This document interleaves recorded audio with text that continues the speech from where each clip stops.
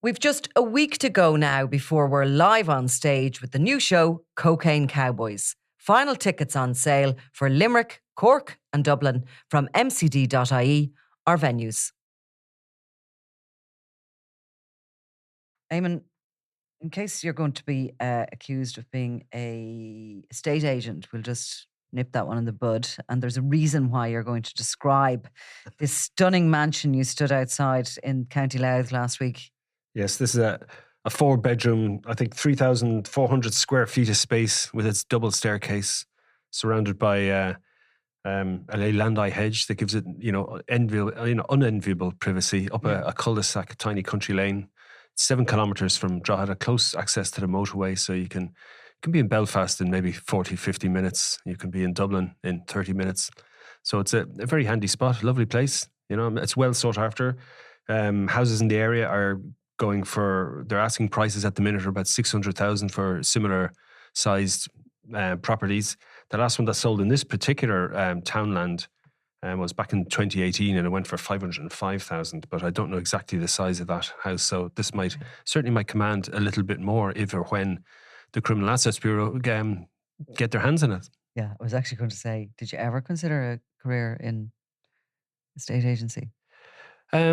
No. I love snooping around people's houses, though. Do you? I mean, I'd love to go in and have a look inside that house. So, well, that's more of an Irish Times readers thing, isn't it? Wasn't the Irish Times always big in their property sections? That they contributed to the Celtic Tiger collapse. By whipping up people's demand. You could argue it's irresponsible journalism. Compared to what we've done in the Sunday World. You certainly could. I love, though, all those property shows and everything, and just, seeing how the other half live. So is this house, I'm looking at the picture of it, and there's white pillars and big ornate gates and a nice little dog sitting looking at you.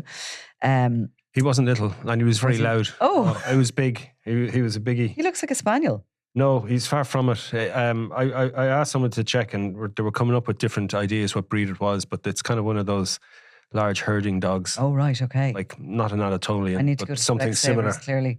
No, it's the gates are so big, is why the dog looks small. Yeah, that's it. Yeah. So is the house kind of like, is it classy looking or not? Is it too ornate kind of thing? No, the house itself is pretty classy looking. Looks lovely. Yeah. Do you think it's a new build or? Well, I know when it was built because we went into the planning file. So, right. I mean, originally it was I think 2007 when it was built, a previous owner, and then this couple, Edward and Natalie Chiper, since bought it, and Edward would have put in another planning application for a garage to be added to the site along with the existing works that were already there. Mm-hmm. So they didn't actually build it from scratch, but they've added to it. And it's in its own grounds. You can go around the whole house. I always think that's a measure of your success when you can do that there isn't another gaff attached to you. Or no, it's on its own plot, and it's surrounded, as I said, by a very high Leyland hedge, which is it towers over the house. Yeah, and then at the front, then you have this this glimpse of their little wonderland inside the hedge, and it's up a. I think there's about 6 or 7 houses on this cul-de-sac, and they're all lovely homes. They're all trophy homes where people have spent a lot of time and money building their dream house. I mean, some of them, they're very nice, tastefully done. So where is it, and how do you kind of get there? Is it? It's just outside Drogheda. It's about 7 miles north.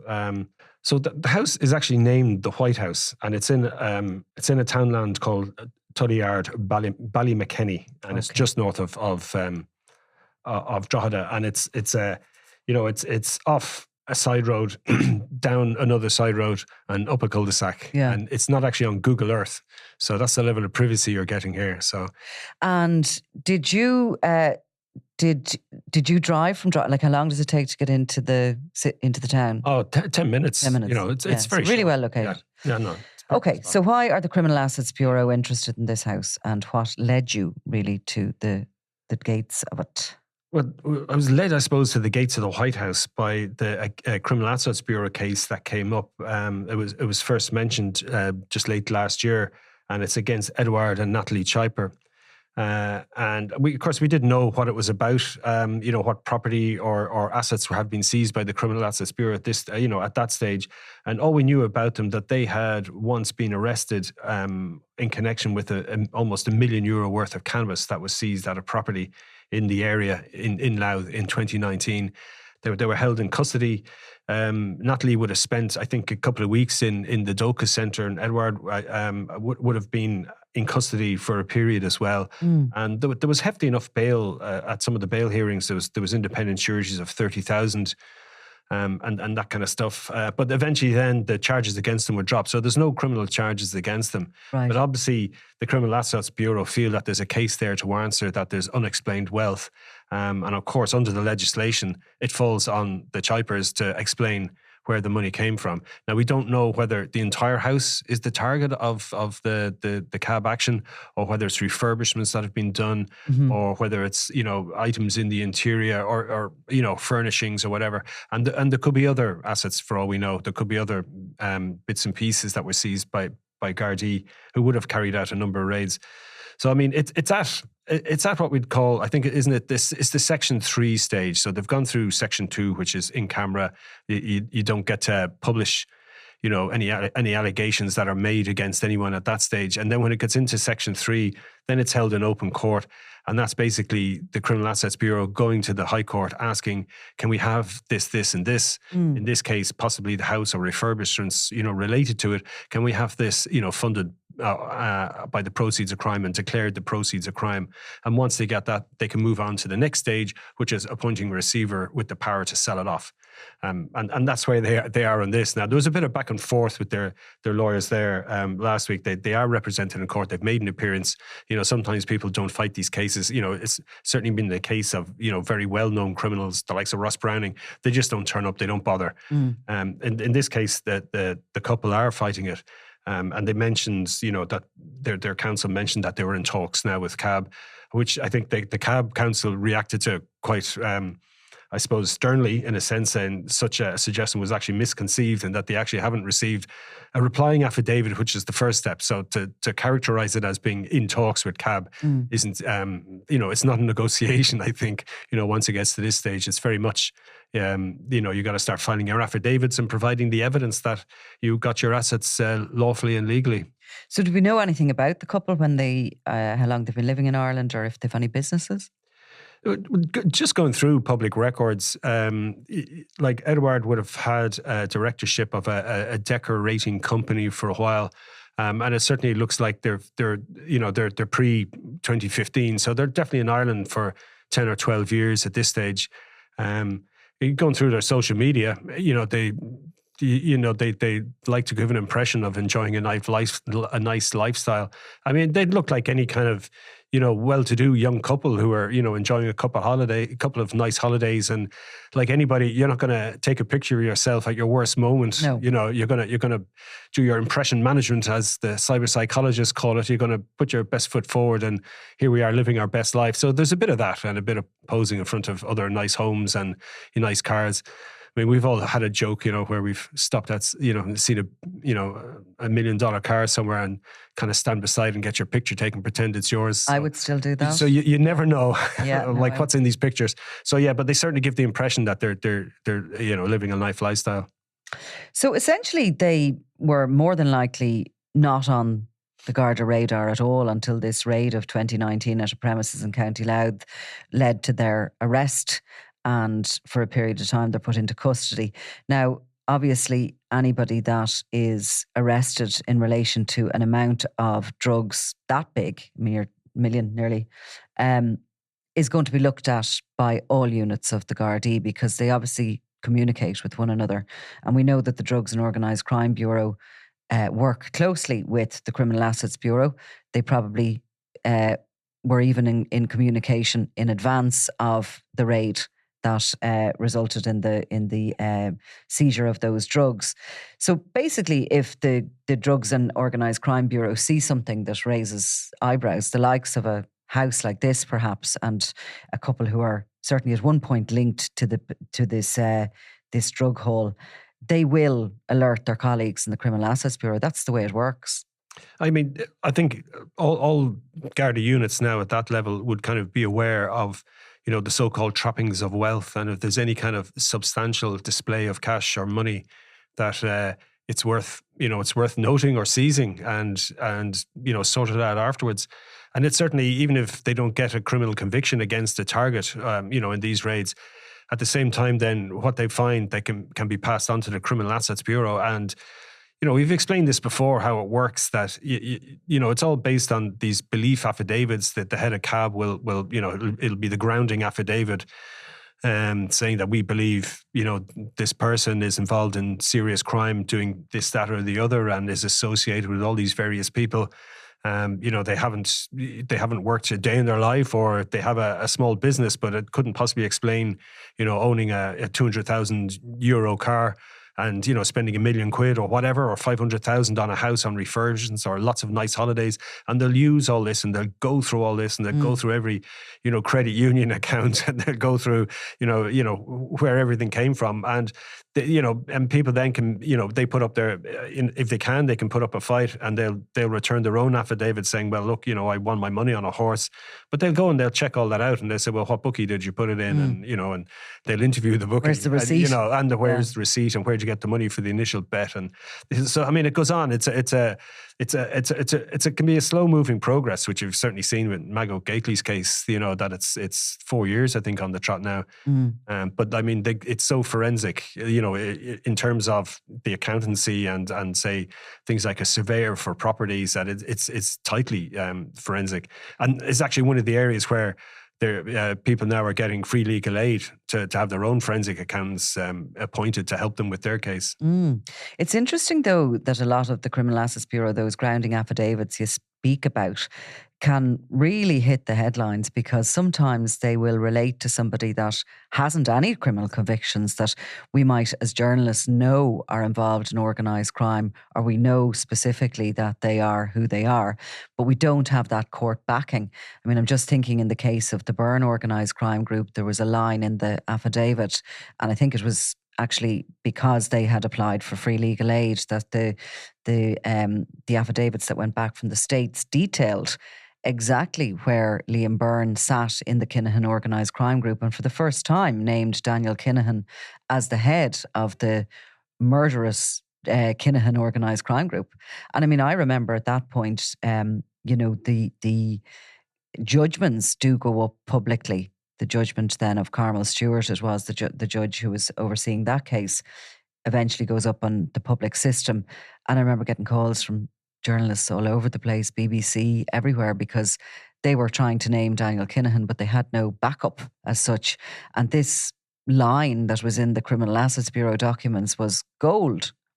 Yeah, I mean, it's, I suppose, to explain to people, like, certain things are covered by privilege, and people like who watch the news be aware of things like Dáil privilege, that people can say things that they could be sued for on the street. They can make all sorts of allegations, and there's accusations that it can be sometimes abused. And so in the Dáil, you have Dáil privilege, and it's to allow a democracy to function. And it's the same thing then in the courts, that they have to get to the bottom of a case, whether it's a criminal case or a proceeds of crime case. And so certain, the reasons why somebody did something have to be aired. And so if somebody says something in court, it can be challenged, and you can say, well, that's an outrageous statement. But the fact that the statement was originally made, we're allowed to report on. Yes. So obviously, if somebody makes an allegation about somebody else in a criminal court, and it's kind of aired in court that, look, this is an unfounded allegation, and if we report that allegation without saying, yes, in the same court, in the same story, that it was also judged to have been a completely unfounded allegation and therefore untrue, and you can't repeat it on its own. But when you get something, when you have these the published rulings by judges, and when they accept, the High Court is accepting in the case of Daniel Kinahan that, yes, he is the leader of a murderous criminal cartel. And so, that finally kind of, it takes the, it takes the manacles off us in terms of being able to finally describe somebody, what they are and who they are. And I mean, and that's one of the things about our defamation laws in this country. It's so difficult. Like, the idea that, a serious criminal could sue newspapers, or news organizations, people would laugh at. But that's the reality. And we still sometimes get, kind of, letters from people who are saying that you've described me as being part of a gang, and you're kind of going, well, our lawyer, the first thing he's going to say, well, where'd you get this from? Yeah. And that's why it's if you have an affidavit to say, well, he was named in the High Court, that's the end of the matter. And it was accepted by a High Court judge that this is the case, that's the end of the matter. And yeah, it keeps us on the straight and narrow. So it will be interesting to see what comes out of the CAB case against them and what activities the Criminal Assets Bureau believe they have been involved in. They don't usually go after people that aren't suspected of being involved in criminal activities in a proceeds of crime case. So, while they obviously never face charges in relation to their arrests for the cannabis, there's some reason that the CAB have, are going after them. And sometimes people can be named in a CAB case and they're, relatively innocent. I mean, there was one recently of John Coon in Cork, and a brother and his mother were mentioned, and they had no involvement in his criminal activities, but one of them drove a car that he had bought with criminal cash, or certainly the car was registered in his name, and the other, a bank account was used and money flowed through it, and it was the criminal who had really had control over the assets, over the cash. Were they named as respondents in the case? They were named as respondents because officially the money in the account is theirs. Like if they walked into the bank and said that's my money, the bank would have to accept it until they're told otherwise, like by a court order. It brings me back to the Ross Browning case, because there was many respondents named in that. I mean, there could have been 11 respondents. Yeah, it was quite a number, a lot of members of the family and partners of members of family and so on. And it was all to do with the tangled kind of web of cash and people living in various houses that were in certain names and all the rest of it. And that's why they get mentioned. And while we're on Coon, and we spoke about him in recent weeks on the podcast, he was the suspected drug dealer from Bandon who had been named in a Criminal Assets Bureau case. And an interesting follow-up you had on that, which, sort of brought me back, but actually when I thought about it, it made so much sense, that Coon is described in the CAB papers as being an associate of Alan Buckley. Alan Buckley, as you know, was the guy always described as the logistics man or the coordinator of the so-called Munster Mafia, who were a kind of a more senior group of, I suppose, of drug dealers based in Munster, Cork mostly, who were very successful and made a lot of money. But Buckley would have been caught with €5 million worth of drugs. Well, it was part of a plot. It was actually on a yacht, an Irish registered yacht off the coast of Morocco. And he did time. He was arrested, I think, in 2012 in Spain, and did a bit of time on the back of that. So I mean, like, he's been around a while. But he's been around so long, and that Cork Mafia, as we called them, were essentially the southern wing of George the Penguin Mitchell's criminal network. And Alan Buckley was one of those that was understood to have been heavily involved with the Penguin way back when, 1990, whenever, when they were caught trying to develop the country's first ecstasy laboratory. The Gardaí raided it before it went into production, but they were looking at making 100,000 e-tabs here on site in Ireland, not having to import anything, very entrepreneurial. It was shortly before George Mitchell moved full-time to Amsterdam. There's a mixture of reasons that have always been put out for that move, that he was, coming under pressure from the IRA for money, that he was the focus, and members of his gang in Dublin, Thomas the Boxer Mullen and Derek Maradona Dunn, had been the focus of a kind of a rejuvenated Concerned Parents Against Drugs, and they had been named in the Dáil by the late Tony Gregory TD. He moved away, but that Cork Mafia were very much the subject of Garda operations around the mid-90s. They became subject of the very early cases by the Criminal Assets Bureau, and many members of the grouping, including Alan Buckley, went to the continent. Buckley went to Spain, where he was partnered up with a lady by the name of Lorna Bowes Bastide, who was from Cork somewhere. I remember calling down to her home because she was a very wealthy sort of a lady who had been married to a millionaire, very respectable family from Cork. And she had basically met up with Alan Buckley, who was somebody that, you know, she wouldn't have normally associated with whatsoever. And they seem to have, you know, started a romantic relationship together. And she was actually on the yacht with him when he was busted with all that cannabis. I mean, it was an absolute enormous fall from grace for her.